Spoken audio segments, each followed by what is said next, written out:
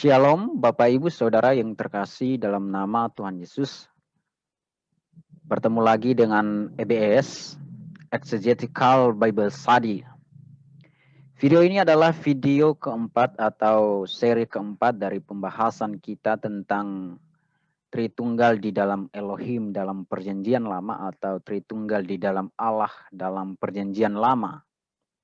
Oleh sebab itu, sebelum menonton video yang keempat ini, saya berharap pastikan Bapak Ibu telah menonton video yang pertama sampai yang ketiga yang telah EBS buat, khususnya tentang penjelasan-penjelasan EBS mengenai topik ini. Supaya Bapak Ibu memiliki pemahaman yang komprehensif tentang topik ini dan juga Bapak Ibu bisa mengikuti penjelasan-penjelasan EBS yang akan saya buat dalam beberapa seri atau dalam beberapa video selanjutnya. Nah, dalam video keempat ini saya akan membahas tentang pandangan-pandangan tentang bentuk plural atau bentuk jamak kata Elohim dalam bahasa Ibrani yang digunakan dalam Perjanjian Lama yang diterjemahkan Allah dalam Alkitab Bahasa Indonesia. Seperti yang sudah saya jelaskan dalam video saya yang ketiga, di sana saya jelaskan bahwa kata Allah dalam bahasa Indonesia dalam Perjanjian Lama itu diterjemahkan dari salah satu kata dalam bahasa Ibrani yakni kata Elohim. Nah, kata Elohim ini dalam bahasa Ibrani bentuknya plural atau jamak. Nah, Bapak Ibu Saudara yang terkasih, bentuk plural atau bentuk jamak dari kata Elohim ini telah memunculkan beberapa perbedaan pendapat ya mengenai arti bentuk plural ini. Nah, ada 4 pandangan yang berbeda di antara para teolog Kristen ataupun di antara orang-orang yang tidak percaya mengenai arti dari bentuk plural atau bentuk jamak dari kata Elohim ini. Nah, dalam video yang keempat ini, saya hanya menjelaskan satu pandangan saja mengenai arti dari bentuk plural dari kata Elohim ini. Nah, saya akan menjelaskan pandangan yang pertama, ya, pandangan yang menganggap bahwa bentuk plural atau bentuk jamak, ya, dari kata Elohim itu dalam bahasa Ibrani mengacu pada politeistik, ya, atau berbicara tentang politeistik, ya. Jadi bagi pandangan ini memahami bahwa arti dari bentuk plural atau bentuk jamak dari kata Elohim itu berbicara tentang kejamakan Allah, di mana Allah itu Elohim itu banyak, ya. Ingat ya bahwa politeistik itu adalah pandangan yang memahami atau yang menganggap bahwa ada banyak Allah, ya.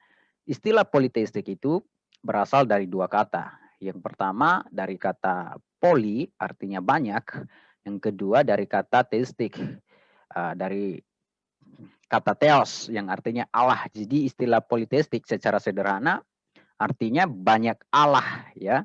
Kelompok ini memahami bahwa Elohim itu jamak, Elohim itu Allah itu banyak, tidak hanya satu.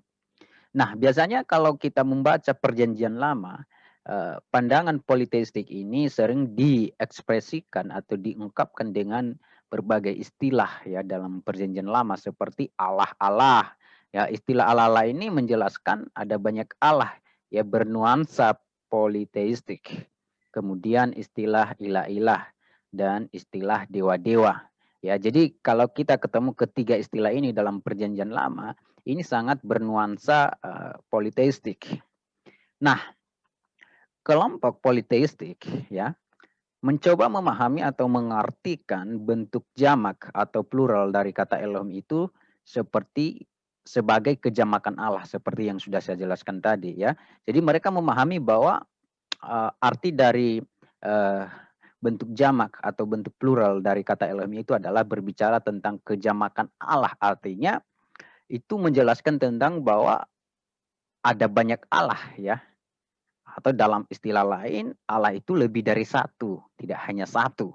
Ya, jadi jelas bagi kelompok politeistik, arti dari bentuk jamak atau plural dari kata Elohim itu bicara tentang kejamakan Allah ya. Menjelaskan tentang bahwa Elohim itu ada banyak, ya begitu artinya. Nah, saya mau jelaskan di sini dulu bahwa bedakan istilah kejamakan Allah kalau saya gunakan dengan istilah kejamakan dalam pribadi Allah. Kalau saya bicara mengenai kejamakan Allah, hal ini saya sedang mengacu kepada politeistik ya. Lalu kalau saya menggunakan istilah kejamakan dalam pribadi Allah, saya sedang mengacu kepada Tritunggal ya, kelompok Tritunggal. Ya, mengenai perbedaan arti ini nanti saya akan menjelaskan dalam slide saya selanjutnya.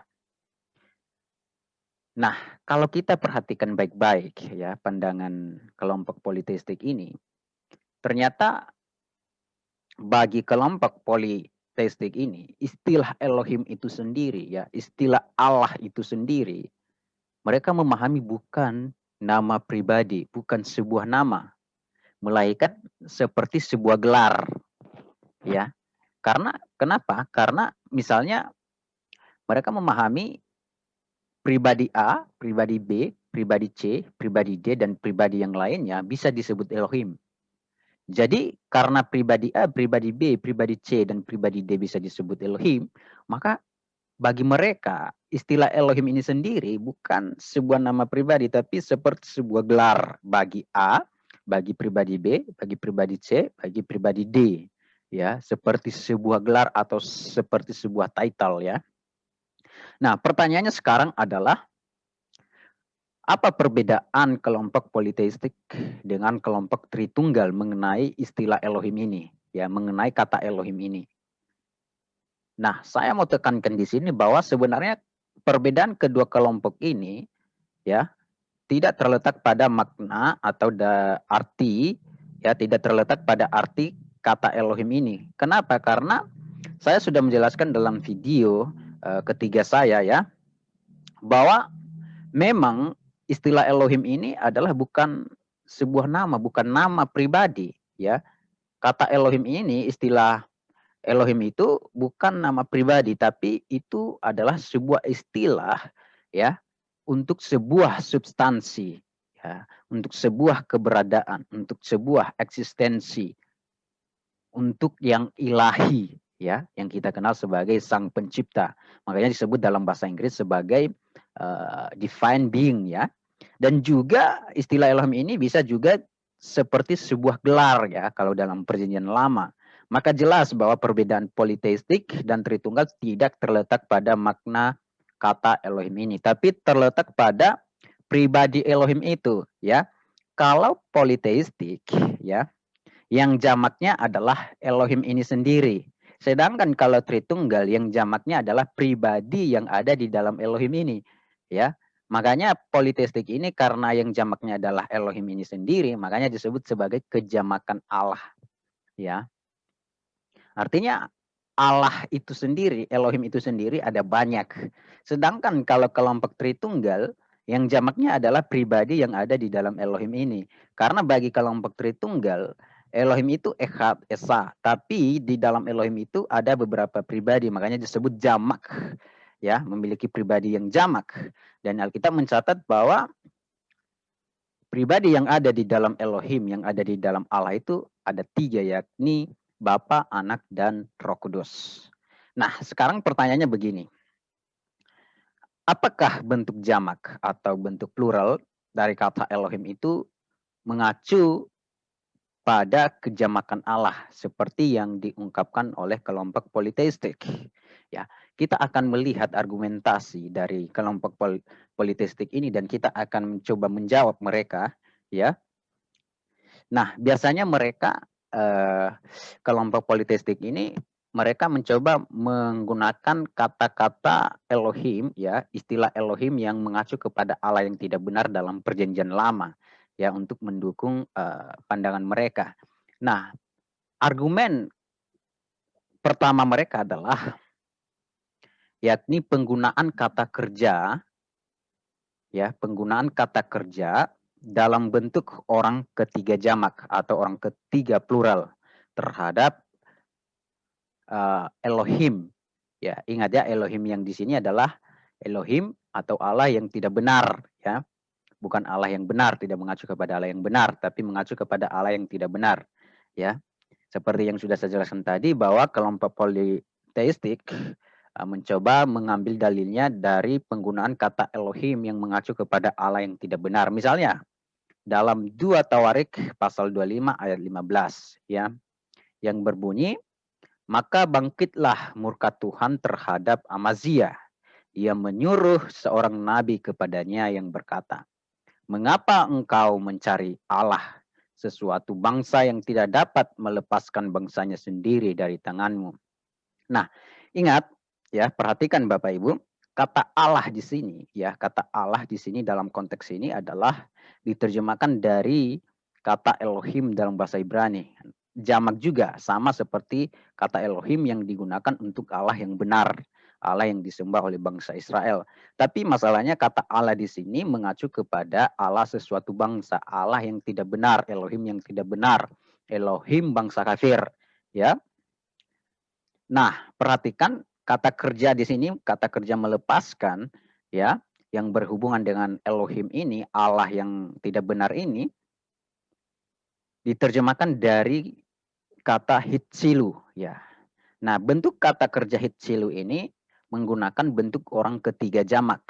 Nah, kalau orang ketiga jamak itu biasanya diterjemahkan mereka, ya. Jadi maka kata hitsilu ini sebenarnya diterjemahkan mereka melepaskan. Ya, mereka melepaskan. Nah, ingat ya, kata mereka ini, karena kata kerja hitsilu ini berhubungan dengan kata Allah, Elohim yang tidak benar ini, maka kata mereka ini mengacu kepada Allah atau Elohim yang tidak benar ini.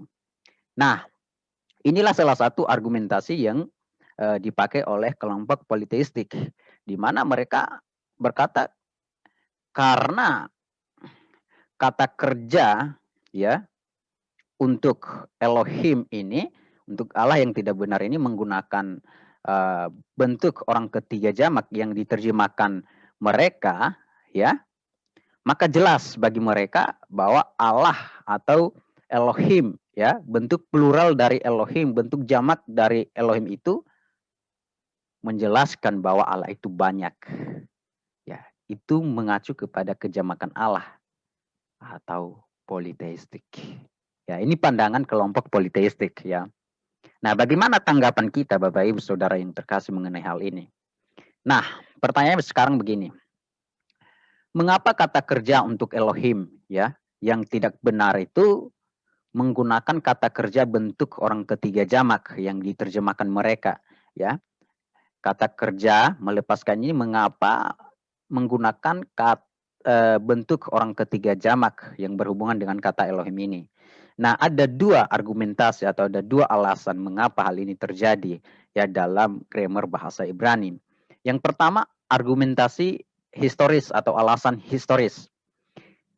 Ingat ya bahwa pandangan politeistik itu adalah pandangan yang sudah umum ya, yang sudah universal di Timur Dekat kuno pada zaman Perjanjian Lama. Kecuali bangsa Israel, karena bangsa Israel tidak politeistik. Mereka adalah bangsa yang menyembah Elohim yang Echad, Elohim yang Esa. Ya, seperti yang dijelaskan dalam Ulangan 6 ayat 4, ya. Oleh sebab itu, ya,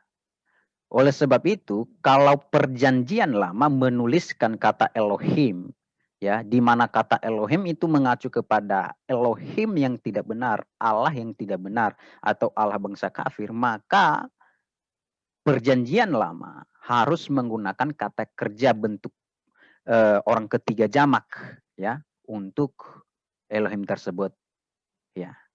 Jadi ini alasan historikalnya, ya. Karena bangsa pada waktu itu selain bangsa Israel memiliki pemahaman tentang Allah yang sangat politeistik, maka ketika Perjanjian Lama menuliskan kata Elohim yang mengacu kepada Elohim yang tidak benar, maka kata kerjanya juga harus jamak, ya, orang ketiga jamak, tidak boleh tunggal. Lalu alasan gramatikalnya. Alasan gramatikalnya adalah untuk membedakan, ya, untuk membedakan Elohim yang tidak benar dengan Elohim yang benar yang disembah oleh bangsa Israel. Artinya begini, ketika kata Elohim dalam perjanjian lama itu mengacu kepada Allah yang benar, maka kata kerjanya harus dalam bentuk tunggal, ya, bentuk orang ketiga tunggal yang diterjemahkan dia atau ia. Kenapa? Karena untuk menunjukkan kesatuan pribadi di dalam Elohim itu sendiri, di dalam Allah itu sendiri, ya. Misalnya dalam Kejadian 1 ayat 1 yang berbunyi, pada mulanya Allah menciptakan langit dan bumi. Kata menciptakan di sana menggunakan bentuk orang ketiga tunggal yang diterjemahkan dia. Dia menciptakan, sementara kata Allahnya diterjemahkan dari kata Elohim. Nah, kalau kata Elohim dalam perjanjian lama itu mengacu kepada Allah atau ilah atau dewa yang tidak benar, ya, maka kata kerjanya harus dalam bentuk orang ketiga jamak. Jadi makanya dalam ayat ini tadi kata melepaskan, kata kerja melepaskan ini menggunakan bentuk orang ketiga jamak karena Elohim yang dimaksud di sini adalah Elohim yang tidak benar, Elohim bangsa kafir, bukan Elohim bangsa Israel. Ya, jadi ini alasan gramatikalnya. Ya. Untuk membedakan Allah yang benar, Elohim yang benar, dan Elohim yang tidak benar. Kemudian kita dapat simpulkan bahwa bentuk plural atau jamak, ya, dari kata Elohim dalam perjanjian lama, jika itu mengacu kepada Allah yang benar, maka maknanya tidak berbicara tentang politeistik. Kecuali kalau Elohim ini mengacu kepada Allah tidak benar, ya, Elohim ini mengacu kepada Elohim bangsa kafir, bangsa di luar Israel, maka menurut mereka Elohim ini, bentuk plural dari Elohim ini adalah politeistik, berbicara tentang politeistik. Tapi secara alkitabiah, ya, dan berdasarkan pandangan orang Israel sendiri bahwa bentuk plural atau jamak dari kata Elohim ini tidak bicara masalah politeistik, tapi bicara tentang kesatuan, ya, kejamakan pribadi di dalam Elohim itu sendiri. Karena jelas dalam Ulangan 6 ayat 4 bahwa Elohim itu Echad, Esa.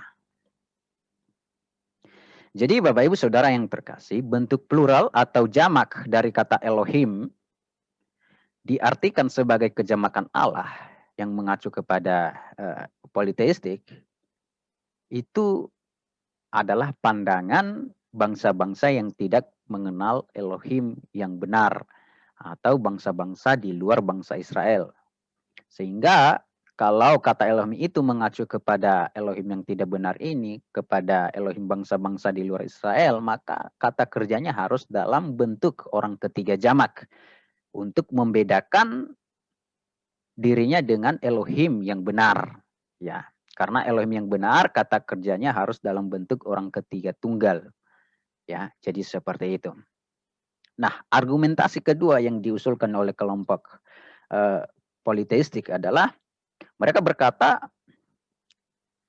kata ganti orang terhadap Elohim, ya, Elohim Allah yang tidak benar itu sering menggunakan kata ganti orang ketiga jamak, ya.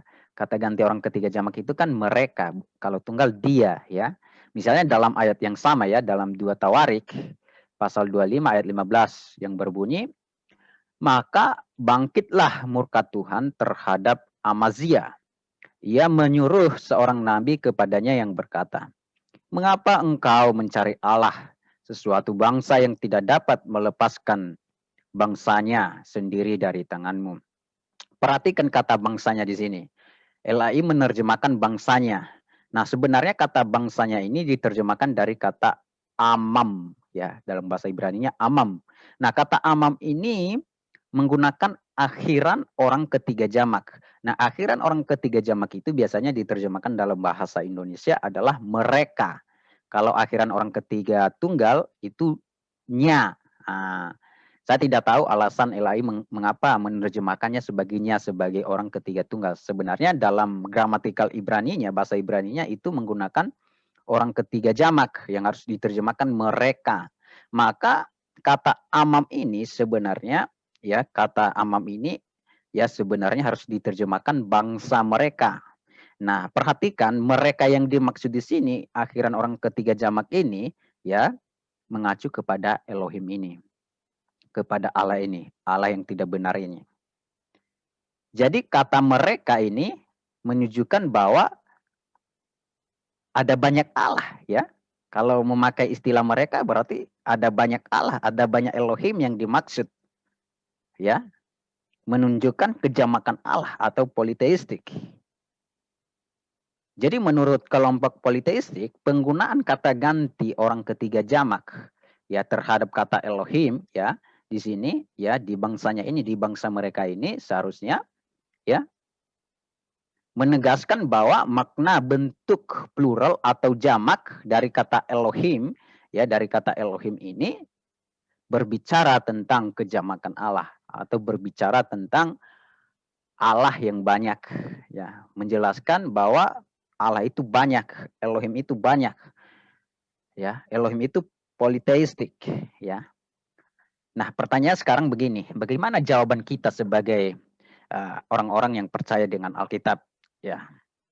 Nah, kita harus akui bahwa memang benar ya bahwa bentuk plural jamak kata Elohim itu dalam konteks ini ya, dalam konteks ayat 2 Tawarik 25 ayat 15 ini mengacu pada kejamakan Allah ya atau berbicara tentang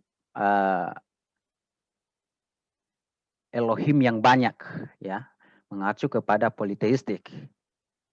Kenapa? Karena Elohim yang dimaksud di sini adalah bukan Elohim yang benar, tapi Elohim yang tidak benar, Elohim bangsa kafir. Seperti yang saya sudah jelaskan tadi, ingat, bangsa-bangsa di luar bangsa Israel itu sangat politeistik. Dan ketika kata Elohim dalam perjanjian lama digunakan untuk bangsa orang kafir, mengacu kepada Elohim yang tidak benar, maka kata gantinya juga, kata ganti pribadinya harus jamak. Ya. Jadi ini salah satu alasannya. Karena Elohim yang dimaksud dalam konteks 2 Tawarik 25 ayat 15 ini adalah Elohim yang tidak benar. Maka kata gantinya harus orang ketiga jamak. Ya. Kalau seandainya ya Elohim yang dimaksud di sini adalah Elohim yang benar, Elohim yang disembah oleh bangsa Israel, maka bentuk pluralnya atau bentuk jamak kata Elohim itu tidak berbicara tentang kejamakan Allah atau politeistik ya, tetapi bicara kepada kejamakan pribadi di dalam Allah itu ya. Tadi saya sudah jelaskan ya arti dari kejamakan Allah dan arti dari kejamakan pribadi di dalam Allah itu ya. Tapi yang perlu kita perhatikan ya, kita tidak pernah menemukan terjemahan dalam bahasa Indonesia yang menggunakan akhiran orang ketiga jamak terhadap Allah yang benar. Diterjemahkan mereka tidak pernah ya. Nah, ini salah satu untuk membedakan Elohim yang dimaksud dalam perjanjian lama itu Elohim yang benar atau Elohim yang tidak benar ya. Nah, sekarang ada contoh kasus ya. Ingat ya, tadi saya jelaskan bahwa kalau Elohim yang dimaksud dalam perjanjian lama adalah Elohim bangsa kafir, maka kata kerjanya harus dalam bentuk orang ketiga jamak, diterjemahkan mereka ya.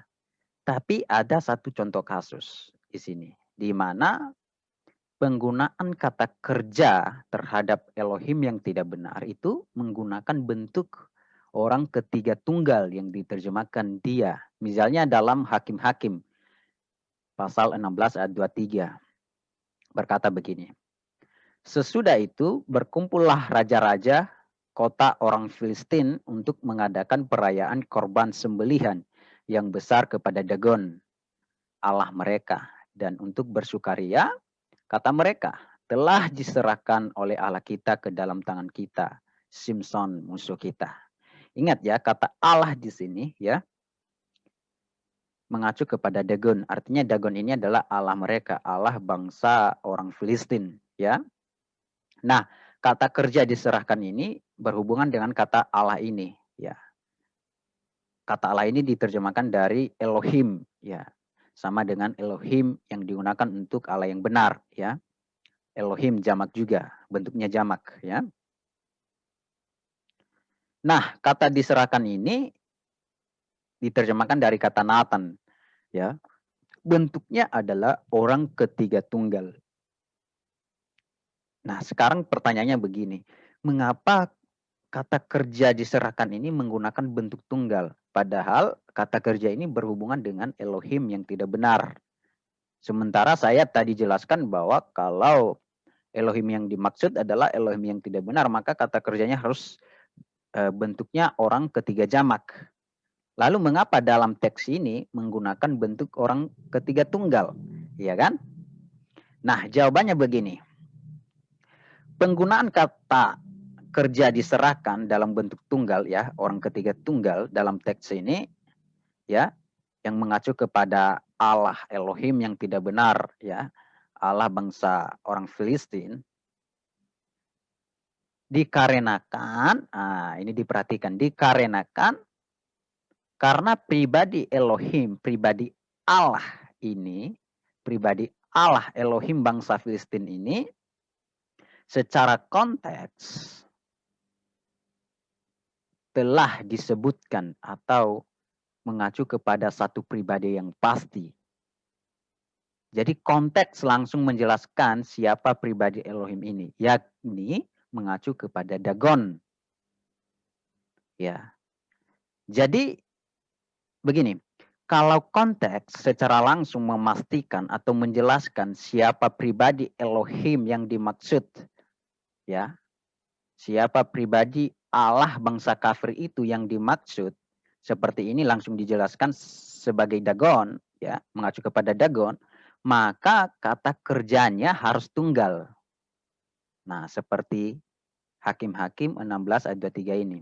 Kata kerja diserahkan di sini yang berhubungan dengan Allah Elohim bangsa kafir ini menggunakan bentuk orang ketiga tunggal. Kenapa? Karena pribadi Elohim ini secara konteks sudah dijelaskan, sudah pasti, sudah tentu mengacu kepada satu pribadi, yakni kepada pribadi Dagon. Tetapi kalau konteks tidak memastikan atau tidak menjelaskan siapa pribadi Elohim ini, Allah bangsa kafir ini, maka kata kerjanya harus jamak. Kenapa? Karena Allah yang dimaksud masih generik, masih umum, belum tentu. Maka kata kerjanya harus jamak. Seperti dalam 2 Tawarikh 25 ayat 15 tadi. Ya, Elohim yang dimaksud Elohim bangsa kafir, Elohim suatu bangsa, tapi tidak dijelaskan pribadinya. Ya, konteks tidak menentukan siapa pribadi Elohim itu. Maka kata kerjanya harus jamak. Nah, begini persoalan gramatikalnya. Nah, maka penggunaan kata kerja ya diserahkan di sini dalam bentuk orang ketiga tunggal. Ini tidak berarti bahwa pribadi Allah Elohim yang tidak benar ini hanya satu pribadi saja, yakni Dagon. Tidak bermaksud demikian. Tetapi penggunaan kata kerja diserahkan dalam bentuk tunggal di sini lebih baik kita lihat sebagai aturan gramatikal dalam bahasa Ibrani, ya. Jadi oleh sebab itu, meskipun Dagon ini adalah Allahnya bangsa orang Filistin, ya, bukan berarti bahwa Elohim ini adalah ya bahwa Elohim atau Allah bangsa orang Filistin itu hanya Dagon, ya. Karena ingat, bangsa Filistin itu adalah bangsa yang sangat politeistik. Artinya masih ada selain Dagon ini yang menjadi Elohim atau Allah mereka. Ya. Ini harus diperhatikan. Penggunaan kata kerja tunggal ya dalam konteks ini diserahkan ini tidak menunjukkan bahwa pribadi Allah Elohim yang tidak benar ini hanya satu pribadi saja, yaitu Dagon. Tidak.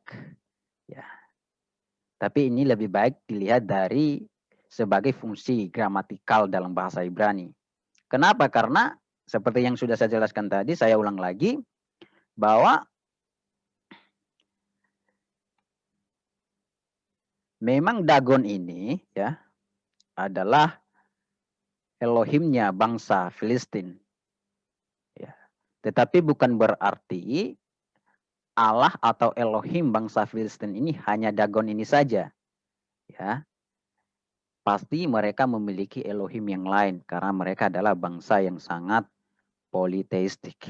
Contoh kasus yang lain dalam 1 Raja-Raja ayat 18 sampai 26 yang berbunyi, mereka mengambil lembu yang diberikan kepada mereka, mengolahnya dan memanggil nama Baal dari pagi sampai tengah hari. Katanya, ya Baal, jawablah kami, tetapi tidak ada suara, tidak ada yang menjawab. Sementara itu mereka berjingkat-jingkat di sekeliling mezbah yang dibuat mereka itu. Ingat, kata jawablah, kata kerja ini, ya, bentuknya tunggal, orang ketiga tunggal. Kenapa tunggal di sini? Ya, padahal kata kerja ini berhubungan dengan Baal ini. Karena seperti yang sudah saya jelaskan tadi, karena Elohim yang dimaksud di sini sudah pasti, sudah tentu yaitu mengacu kepada Baal. Maka kata kerjanya harus dalam bentuk orang ketiga tunggal, tidak boleh jamak. Kecuali kalau Elohim yang dimaksud secara konteks tidak mengacu kepada satu pribadi, masih bersifat generik, maka kata kerjanya harus jamak. Nah, apa yang harus kita simpulkan dari pandangan yang pertama ini yang menganggap bahwa bentuk plural atau bentuk jamak dari kata Elohim itu berbicara mengenai politeistik. Yang pertama, kita harus berkata bahwa jika kata Elohim dalam perjanjian lama mengacu kepada Allah atau ilah atau dewa bangsa kafir, Allah yang tidak benar, maka bentuk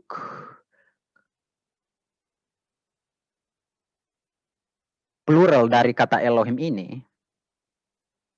berbicara tentang kejamakan Allah atau berbicara tentang Allah yang banyak, politeistik. Ya, karena kenapa?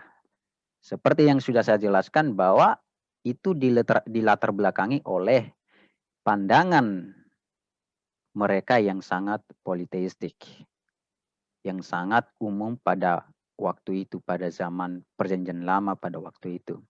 Yang kedua, jika kata Elohim dalam perjanjian lama mengacu kepada Allah yang benar, Allah yang disembah oleh bangsa Israel, maka bentuk plural atau bentuk jamak dari kata Elohim itu tidak berbicara tentang politeistik Allah yang banyak, tapi bicara tentang kejamakan pribadi di dalam Allah itu, ya. Yang jamaknya adalah pribadi yang ada di dalam Allah itu.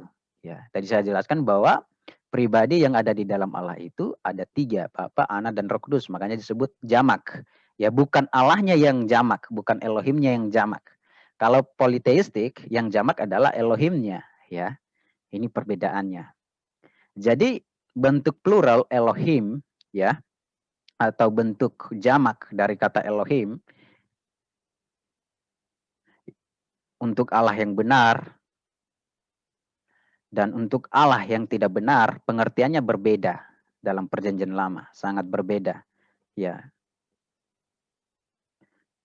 Elohim, ya, atau Allah yang benar dalam perjanjian lama adalah Elohim yang tidak politeistik, tapi memiliki pribadi yang jamak. Makanya disebut sebagai kejamakan pribadi di dalam Elohim. Ya. Sedangkan Elohim yang tidak benar, ya, dalam perjanjian lama adalah selalu mengacu kepada politeistik. Ya. Terima kasih. Semoga penjelasan ini dapat mencerahkan Bapak Ibu Saudara yang terkasih. Jangan lupa like,